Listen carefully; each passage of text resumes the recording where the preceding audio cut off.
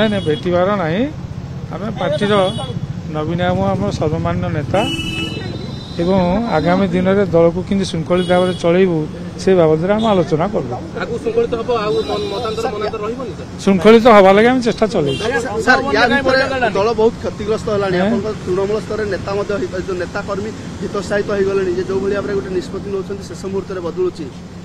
ନାଇଁ ନାଇଁ ଶୁଣ ସେଇଥି ବାବଦରେ ଆମେ ଆଜି ବସିଥିଲୁ ସେଇ ବାବଦରେ ଡିଟେଲ ଆଲୋଚନା କରିଥିଲୁ ଏବଂ ଦଳକୁ ଆଗକୁ କେମିତି ନିଆଯିବ ସେ ବାବଦରେ ଆଲୋଚନା ହେବ। କିନ୍ତୁ ଏଇ ଯୋଉ ଆପଣ ବରିଷ୍ଠ ଆପଣ ଯୋଉ ଯାଇଥିଲେ ଆପଣଙ୍କ କଥା ତ ସଭାପତି ଶୁଣୁନାହାନ୍ତି ସେ ତାଙ୍କ ଜିଦ୍ରେ ଅଛନ୍ତି ସାର୍। ନା ଶୁଣୁଛନ୍ତି ସଭାପତି ଶୁଣୁଛନ୍ତି ସଭାପତି ନିର୍ଦ୍ଦିଷ୍ଟ ସମୟରେ ପଦକ୍ଷେପ ନେବେ।